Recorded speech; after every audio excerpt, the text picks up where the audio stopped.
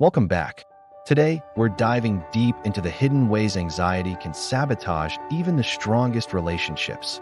In this investigative guide, we'll uncover the psychological traps that anxious minds fall into and reveal tools you can use to break free. If you've ever wondered whether your worries are hurting your bond, or if you want to future-proof your love life, stay till the end. Have you ever sent a text to someone you love and felt a rush of panic when they didn't reply right away?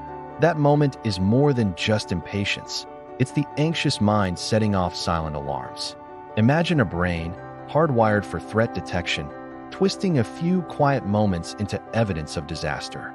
Studies show that people with anxious attachment styles spend more time scanning for signs of rejection than secure partners. This hypervigilance isn't a flaw, it's leftover survival wiring.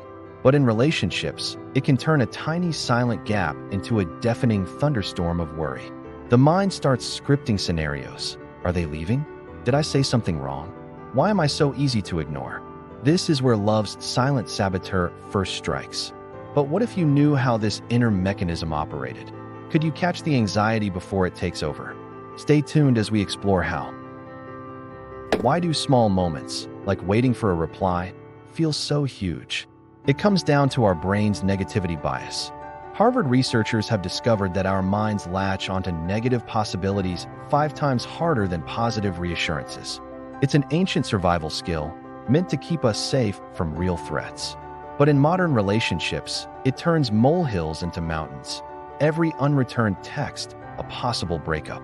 Imagine standing at the edge of a cliff. Your body tenses even if there's no danger. That's your brain on anxious love. The real question, how do we retrain the threat radar in a world where emotional cliffs are mostly in our minds? In the next scene, we'll uncover the surprising role of memory. Have you noticed how one small trigger can bring up a flood of old hurts?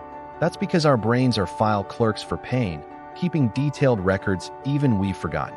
In relationships, an anxious mind will connect a late reply to ancient wounds, childhood moments of being overlooked, friendships gone cold, even family patterns. Neuropsychologists call this emotional memory linking. In other words, your partner's silence wakes sleeping ghosts you didn't realize were still there. The twist? Your reaction today isn't just about now. It's a chorus of past selves demanding to be heard. So how do you recognize when the past is speaking louder than the present? Next, we'll expose the hidden scripts anxiety writes. What stories do we tell ourselves in moments of uncertainty? The anxious brain operates like an unreliable narrator, scripting worst-case stories with masterful detail. Suddenly, a missed call becomes "they don't care," and a short reply is proof of rejection. Psychologists call these cognitive distortions, patterns like catastrophizing or mind reading that transform harmless events into evidence of disaster. It's the equivalent of turning a plot twist into a tragedy before the story's even finished. If gone unchecked, these stories start to dictate our responses. But here's the good news. Just because your mind spins a drama doesn't mean you have to play the leading role. Wondering how to break free? Scene 5 brings hope. When anxiety writes the script, it tends to cast our partners as the villain. Have you ever found yourself scrutinizing every move, tone, or text for hidden meanings? Even a distracted sigh can become an accusation. This is how insecurity turns tiny flaws into fatal flaws. Couples therapists see a pattern. When we don't feel safe inside, we start policing love's borders on the outside. The result? A partner who feels unfairly judged or cornered, and love that starts to feel like a minefield. But what if, instead of interrogating, we investigated our own feelings first? The next scene uncovers how emotional mirroring amplifies these traps. Here's a fascinating phenomenon: emotional mirroring. When anxiety radiates from one partner, the other often reflects it back unconsciously. Psychologist Dr. Sue Johnson calls this the dance of distress. One person's fear or suspicion tenses the other, who may respond with withdrawal or irritation. Before either realizes, both are trapped in a feedback loop, amplifying each other's discomfort. It's why tense texts breed tense replies, or worried glances turn into misunderstandings. But there's a key insight. Recognizing this loop is the first step to escaping it. If you can see the dance, you can learn new steps. Next, Let's discover the weapons anxiety arms us with. When anxiety feels threatened, we reach for our favorite weapons: sarcasm, withdrawal, accusations, or even shutting down. These defensive moves make perfect sense to our scared brains. They promise protection, but in reality, they act like walls fortified with barbed wire. Partners see the spikes, not the pain beneath. Research from the Gottman Institute shows that contempt, stonewalling, or criticism predict breakups with uncanny accuracy.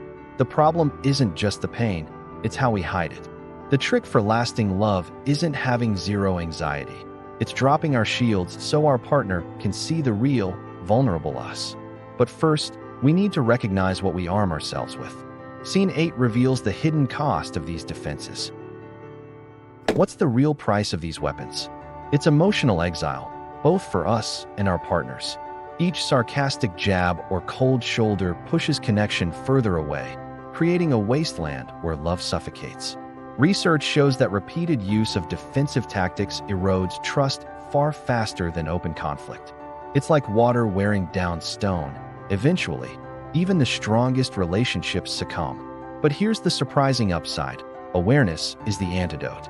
When you name the pattern, you can change it. Curious how to start? The next scene explores the concept of vulnerability as relationship superpower. Vulnerability isn't weakness. It's the heart of joyful, resilient love. Dr. Brené Brown's groundbreaking research shows that couples willing to express their true fears, even clumsily, build stronger and more satisfying bonds. Saying, "I get scared when you're quiet, and I know it's not always fair," invites empathy, not blame. The key is sharing your pain, not hurling it.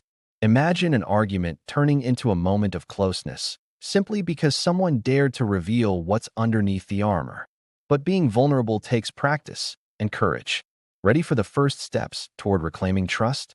Up next, the power of honest self-inquiry. What triggers you most in moments of anxiety? Are there repeating themes, words, or situations that set off your internal alarms? Self-inquiry means tracking the breadcrumbs left by worry, gently asking, what am I really afraid of? Is it being abandoned, feeling unworthy, or losing control? Journaling can help unearth hidden patterns, while mindful reflection pulls anxiety out of the shadows. This honest accounting isn't about blame, it's about clarity. When you confront your own narrative, anxious impulses lose some of their grip. Next, Scene 11 explores a communication tool that changes everything. Now that you're tracking your own anxiety, how do you share without sparking conflict? Introducing the Soft Startup, a communication strategy from Dr. John Gottman. Instead of lashing out, you begin with your feelings and needs. I feel anxious when I don't hear from you. I know it's not always fair. Can we talk about it? This approach lowers defenses, invites honest conversation, and allows connection to take root where distrust once grew. Couples who use soft startups report more intimacy and fewer blow-ups. But effective communication is only half the puzzle. Scene 12 shows why self-compassion is also key. It might surprise you, but the way you treat yourself during anxious spirals matters just as much as how you treat your partner. Self-compassion interrupts cycles of blame and shame. Instead of berating yourself for being too much, you offer gentle understanding. I'm struggling, and that's human. Research in emotional resilience shows self-empathetic people bounce back more quickly from relationship setbacks. They're able to view mistakes as learning, not proof of failure. By softening your inner critic, you unlock space for growth. Wondering how to anchor this change for the long haul? Let's anchor everything with daily habits. Big changes start with small routines. Imagine checking in with your emotions each morning, practicing gratitude for connection, or setting digital boundaries to curb anxious checking.